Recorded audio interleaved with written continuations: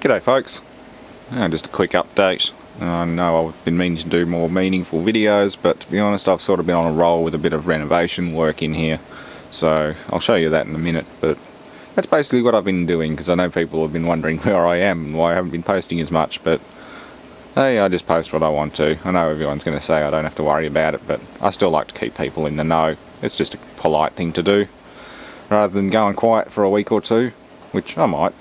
Well, I might not be producing proper videos. I mean, I'm going to have a look at a Mitutoyo digital caliper soon, because I've got 4 or 5 of these at work all doing the same thing. When it gets humid they just start freaking out, so I'm going to have a look at that and possibly try painting the back of the board with nail polish, clear nail varnish, and hopefully that'll stop it. But I'm optimistic about it. We've had the same problem with Chinese verniers, the same deal. They start freaking out when they get damp. Funny thing is, the old Mitutoyos, like my original Absolute Digimatic, which was probably about 15 years old, it's been through hell. It's been through a full coolant bath in a CNC. I was tossed in the bin because of it, and I rescued it, cleaned it, dried it out, let it dry for about a week, and then put it together, and it's been fine ever since. It doesn't play up when it gets damp either, like when it gets humid out here. The Chinese one, it'll always do it. Not as bad here, but definitely at work. If I took it back to work today, it'd just start freaking out for no good reason. So we'll have a look at that in detail, and I'll paint the back of the board, see what that does. I mean, I ain't got much to lose, because every time it gets humid you get erroneous readings and then you start scrapping parts, so I don't want to throw 5 of them in the bin. We've had them too long to send them back, unfortunately. Over summertime it's alright, but now it's winter time and things have just been getting a bit messy, so yeah. I actually threw a couple out today, cheaper, nastier ones. One was bent, the other one was dead. So yeah, interesting times. Anyway, what was I saying? Haven't had a lot of time to do things during like business hours, but we're starting to catch up on stuff at work. We've got our new bloke working with us at the moment, who's doing an awesome job. Finally making stock and making headway, which is awesome. Just like in here, I'm going to move the server to the rack eventually. It's not going to live up there, it's not going to do exactly what I thought it would, but it'll be good for transcoding, that sort of thing. I just fire it up once in a while just to do a big transcode or something like that, particularly if I start getting into making bigger, longer videos. It might come in handy, but I'll pilot it remotely with a thin client instead. So yeah, no big noisy server in the workshop, which is probably a good thing. But I'm going to have dual wall PCs instead. Alex is offering to donate an i5, and I've got the old wall PC still hiding down there, just waiting for a new power supply. I think that one's starting to flake out, and I want to change it before anything bad happens, because it is one of those Antecs that have a habit of killing things. And as you can see, something's changed. The wall's clear, it's getting bin racking on it. There's bins. Another box to be ordered soon when I got a little more cash.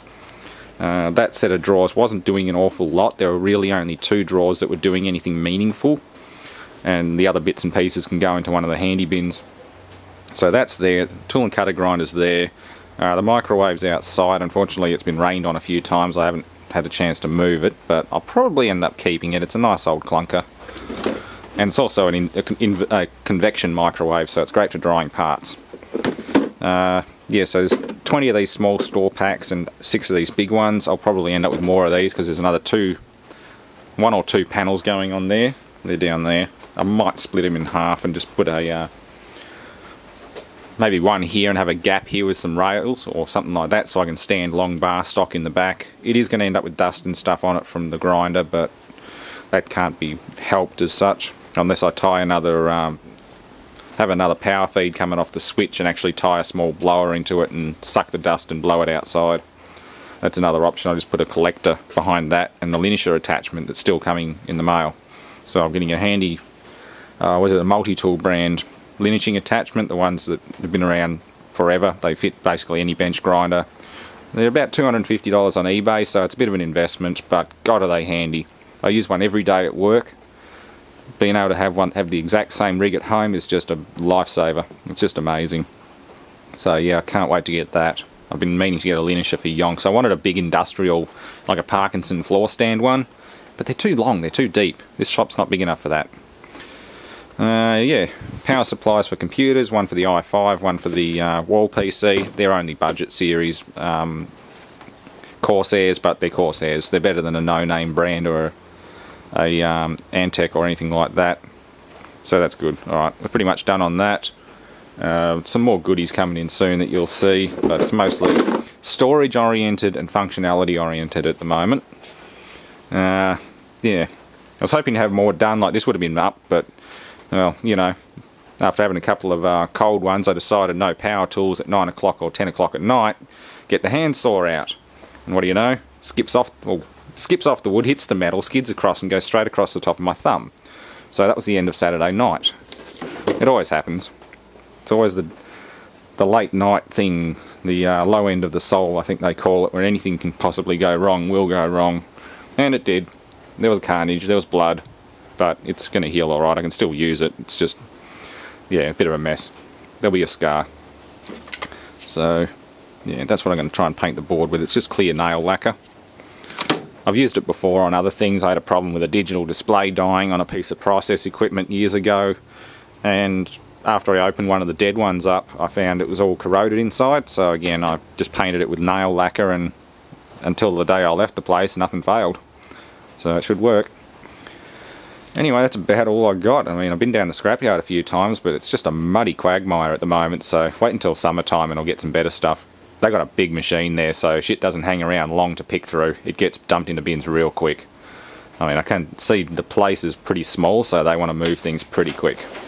But I've got plenty of other suppliers coming up and already supplying, so that's really good. Yeah, just haven't had a lot of time to go around. I mean, I've got things to pick up that people are donating, but it's yeah, it's just a matter of time and that sort of thing. I'm going to do a LAN party with Julian and one of his friends on Saturday, so that'll be a bit of fun. I haven't played Quake 3 or Unreal Tournament for quite a while, so I'll probably be cannon fodder for a while, but I'll see once I clean all the rust off, I might actually get good at it again. I mean, I haven't gamed hard for like 2 or 3 years now. Yeah, I've already had a look at this one. Plenty of PCIe power. Yeah, they're a snazzy looking power supply. They're black. They're not the generic silver cased ones. But still, for 55 bucks, even if I replace one every 12 months as a precaution, that's cheap. It's good running. I don't like running power supplies till they die. I just replace them periodically, every 12, 18 months, something like that.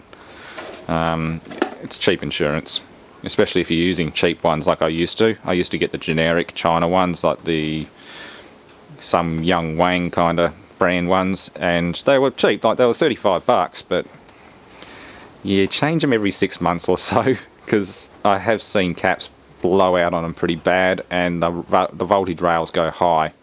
So from now on, I'm just running Corsair stuff. I'm not buying the generic ones you find at your local computer shop, which a lot of them do stock really cheap, crappy ones.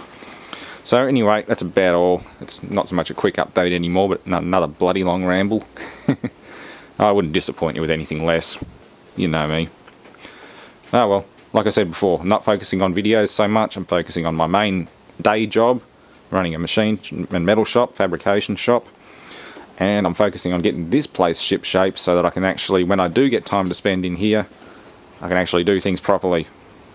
Anyway, thanks for watching, and stay tuned for more, because this whole area is going to look really good when it's done. Lots of parts bins and storage. 2 good computers on the wall, plus the corner one running away. Yeah, that's about it, I think. And just clean up in there and get access to the milling machine, sort out more bar stock, because that's all out of there. That whole shelf's gone.